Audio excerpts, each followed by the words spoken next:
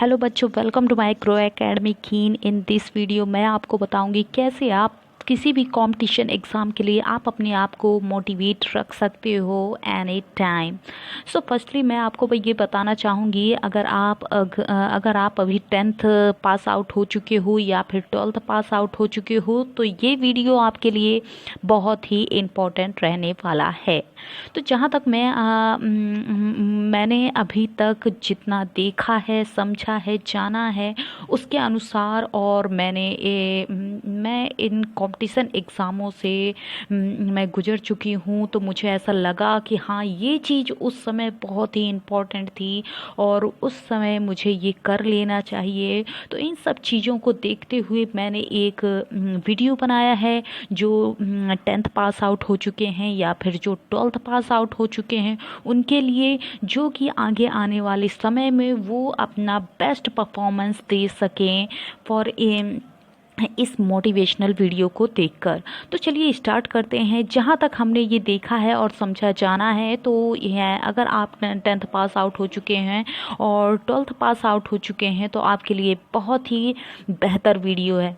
तो चलिए देखते हैं। अगर आप किसी कंपटीशन एग्ज़ाम की तैयारी करना चाहते हो या फिर आपका कोई लक्ष्य है कि हमें क्या बनना है और इसे कैसे करना है, तो आज के इस सफ़र में हम देखें तो यूट्यूब में सब कुछ, यूट्यूब हो, गूगल हो, आज के इस टाइम में 2021 में और आगे आने वाले समय में भी बहुत सारी चीज़ें जो हैं अवेलेबल हैं,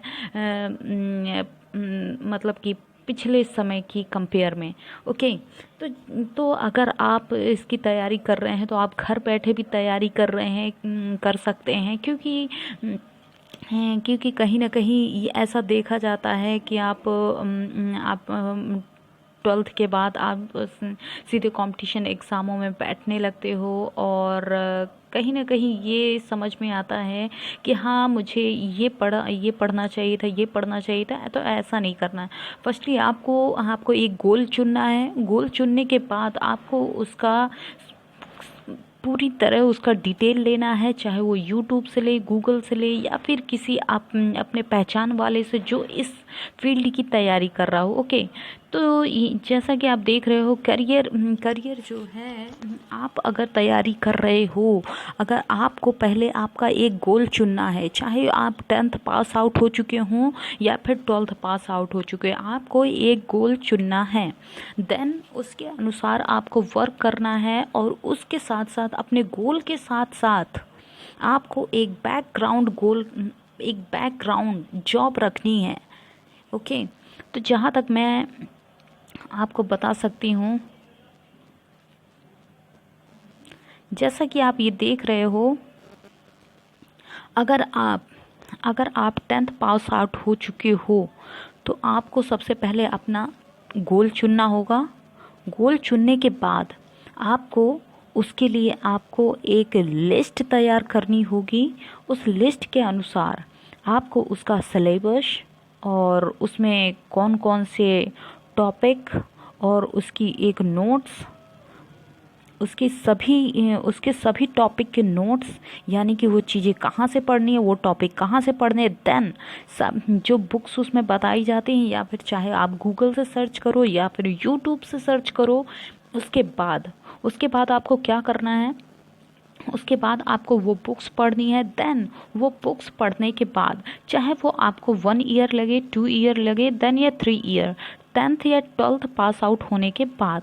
ओके, आपको घबराना नहीं है, पेशेंस रखना है, क्योंकि बिना मेहनत के आपको सफलता नहीं मिलने वाली। कोई भी ऐसा पर्सन नहीं है जिसे बिना मेहनत के सफलता मिली हो। ओके, तो फर्स्टली आपको आपका एक गोल चुनना है। देन उसके बाद आपको उसके अनुसार आपको एक बेस तैयार करना है अपना। अगर आप 10th पास आउट हो चुके हो तो आपको अपना एक गोल चुनना है। देन उसके बाद आपको एक बैकग्राउंड जॉब के लिए भी तैयारी करना है, ताकि आपको गोल चुनते समय आपको ये टेंशन ना हो कि हाँ, इसके अगर ये नहीं हुआ तो मैं क्या करूँगा, क्योंकि अगर हम किसी गोल की तैयारी करते हैं तो उसमें से आधा जो दिमाग हमारा है वो हमारे इसी में दिमाग हमारा जो है उसी में लगा होता है कि अगर ये नहीं होगा तो हम क्या करेंगे। तो इसीलिए आपको एक बैकग्राउंड बेस तैयार करके रखना है अपने लिए, जॉब के लिए। देन उसी के अनुसार देन उसके साथ साथ आपको एक जॉब के लिए अपना जो आपका गोल है उसके लिए आपको वर्क करते रहना है कंटिन्यूसली। अगर आपने एक भी ईयर आपने अगर गैप कर दिया तो वो आपके लिए बहुत ही बैड ईयर होगा। ओके, तो आपको गैप नहीं करना है, कंटिन्यूसली उस पर वर्क करते रहना है, वर्क करते रहना है, वर्क करते रहना है। और अगर आप ये सोचते हो कि मैंने अभी केवल इतना ही टॉपिक कंप्लीट किया है तो मैं ये एग्ज़ाम कैसे दूंगा, मेरे से नहीं आएगा, इसलिए मैं इस ईयर जो है मैं इस एग्ज़ाम को नहीं दूंगा, ऐसा नहीं करना है। क्योंकि आप जब आपका इतना पोर्शन अगर आपका कंप्लीट हो चुका है देन आप इसको पढ़ के जाओगे, उसके बाद आप ये एग्ज़ाम देते हो, देन उसके बाद आपको समझ में आएगा हाँ ये चीज़ें आती हैं और आपका इतना पोर्शन कंप्लीट। ओके, फिर नेक्स्ट ईयर अगर आपने इतना पोर्शन कंप्लीट कर लिया उसके बाद आप फिर नेक्स्ट ईयर आप एग्ज़ाम देने जाते हो, देन आपने दोबारा एग्ज़ाम दिया तो हाँ आपने ये जाना कि हाँ ये चीज़ें भी आती हैं, देन आपने इतना किया और देन आपने इतना। तो अगर आप ये आप कभी मत सोचना कि आपने इतना पोर्शन अभी कंप्लीट किया देन आप नहीं दोगे, ये एग्ज़ाम नहीं दोगे, नेक्स्ट ईयर दोगे, ऐसा नहीं सोचना है।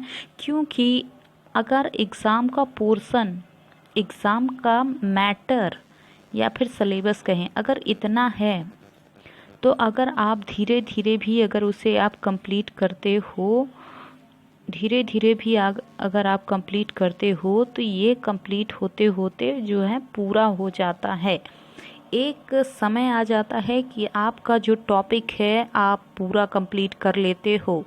तो ठीक है, आपको गैप नहीं करना है, कंटिन्यूसली उस गोल को ध्यान में रखते हुए आपको सिलेबस, सबसे फर्स्टली आपको सिलेबस देखना है उस गोल का, जो भी आप एग्ज़ाम देना चाहते हो, चाहे वो कैट हो, नीट हो या फिर यूपीएससी हो, पीएससी हो या फिर कांस्टेबल पुलिस या फिर एसएससी हो, अदर एग्ज़ाम हो।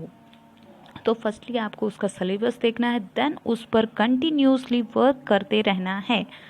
ओके, जिसने भी गैप किया वो मार खा जाता है और वो फिर से 1 साल पीछे चला जाता है। ठीक है, तो आपको ब्रेक नहीं लेना है, देन उस पर वर्क करते रहना है। साथ ही साथ मैं आपको अगर बताऊं तो साथ ही साथ अगर आप कंपटीशन एग्ज़ाम की तैयारी कर रहे हो, साथ ही साथ उसके साथ आपको अपने रहने, खाने और अपने शरीर का भी ध्यान रखना है। देन उसके तभी आप जो है तभी आप आगे बढ़ पाओगे। ठीक है,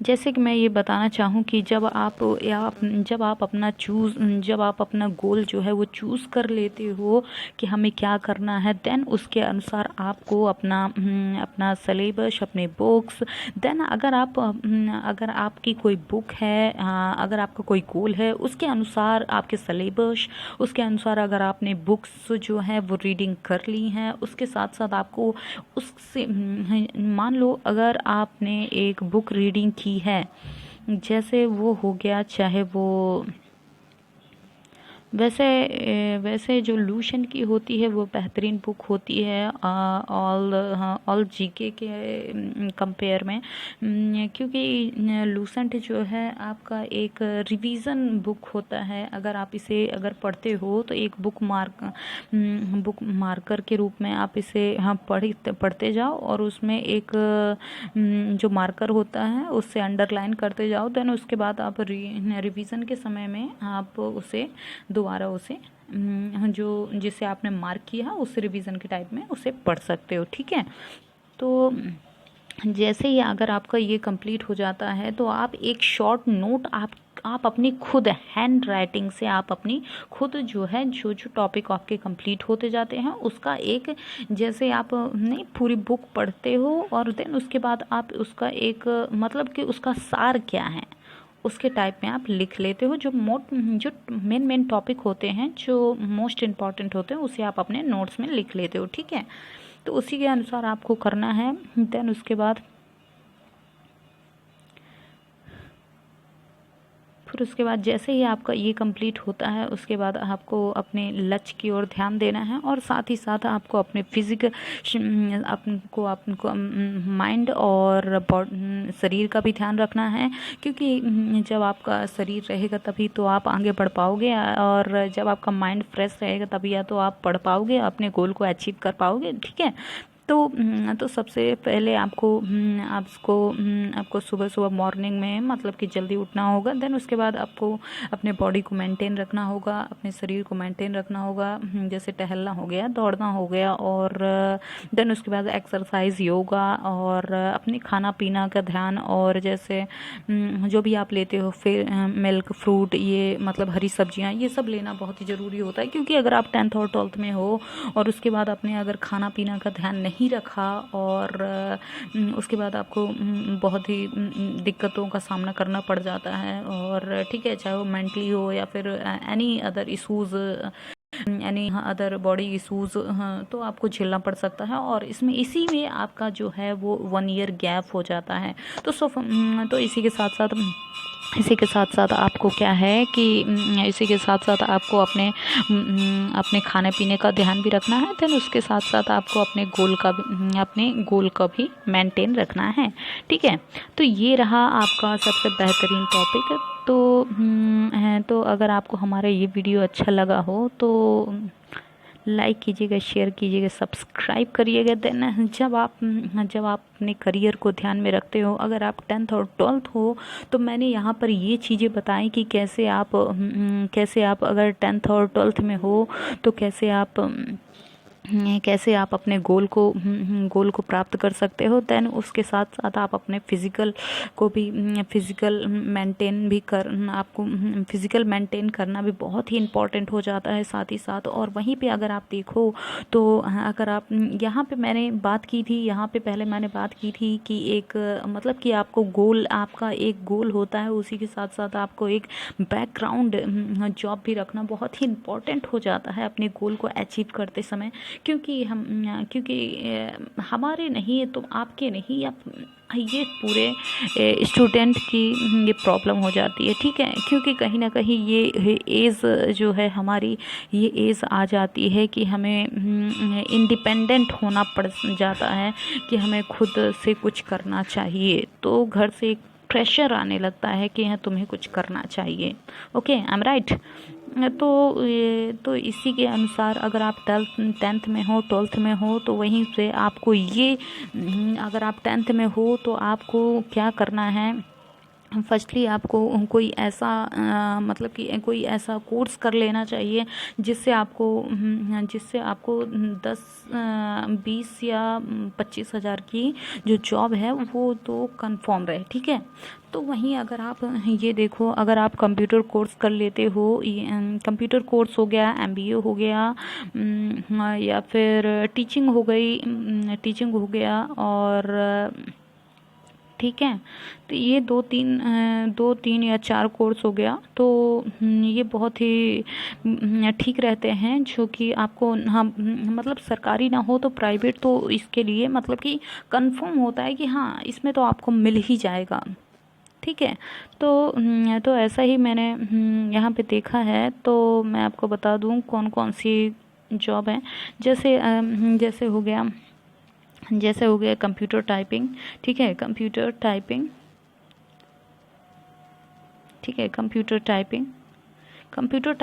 क्या होता है कि हम कंप्यूटर कोर्स तो कर लेते हैं, चाहे वो DCA हो या फिर PGDCA हो, तो ये कोर्स तो हम कर लेते हैं। पर क्या होता है कि हमें इसमें मोस्ट इम्पॉर्टेंट क्या होता है, मोस्ट इम्पॉर्टेंट वर्क क्या होता है, इंग्लिश टाइपिंग और हिंदी टाइपिंग।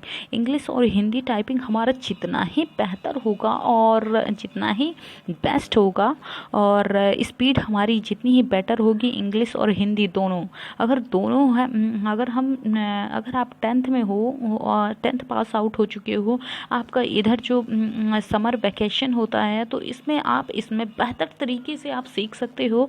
तो यहीं पर क्या होगा कि आपका जो बेस है, चाहे वो 10th पास आउट हो चुके हो या फिर 12th पास आउट हो चुके हो, जो आपका बेस है वो बहुत ही मजबूत होता जाएगा। और यही चीज़ें जो है आपको बाद में इस पर मतलब कि इस पर आपको मतलब ज़्यादा प्रेशर नहीं देना पड़ेगा कंप्यूटर के क्षेत्र में। ओके, क्योंकि आगे चल के आपको कंप्यूटर का जो है नॉलेज हो गया और इसका यूज़ हो गया, बहुत ही काम देगा, यूज़ होता है। तो वहीं पर अगर आप देखें तो यहाँ पर आपका नेक्स्ट कोर्स देखें जो है आपका इंग्लिश जो होता है, ये भी इम्पॉर्टेंट होता है। तो अगर आप 10th और 12th पास आउट जो हो चुके हों, तो अगर आपकी इंग्लिश, अगर आपका इंग्लिश जो है, इंग्लिश स्पीकिंग और इंग्लिश अंडरस्टैंडिंग, दो चीज़ें हैं इंग्लिश में, इंग्लिश अंडरस्टैंडिंग और इंग्लिश स्पीकिंग।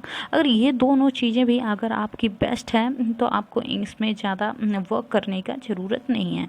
क्योंकि कहीं ना कहीं जैसे ही आप कंपटीशन लेवल में बढ़ने लगते हो, तो वहाँ जो है इंग्लिश अंडरस्टैंडिंग और इंग्लिश स्पीकिंग जो है, ये इसकी नीड जो है बढ़ती जाती है।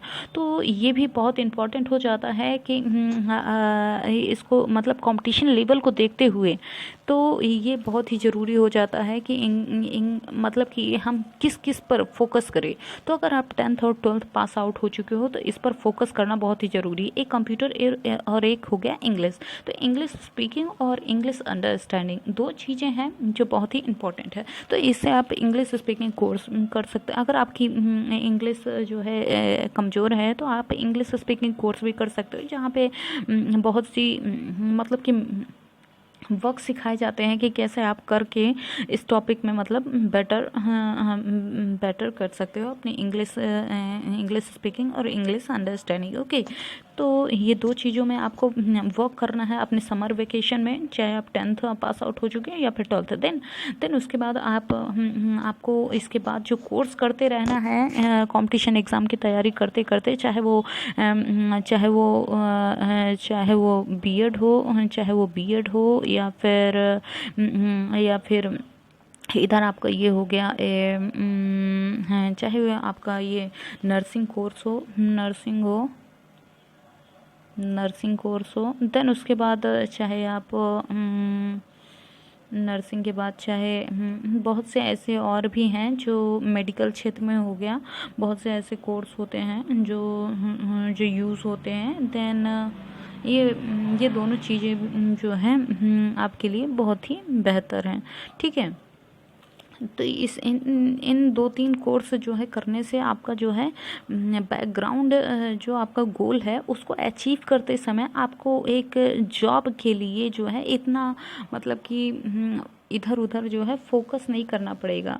अगर इतनी चीज़ें अगर आपकी कंप्लीट हैं।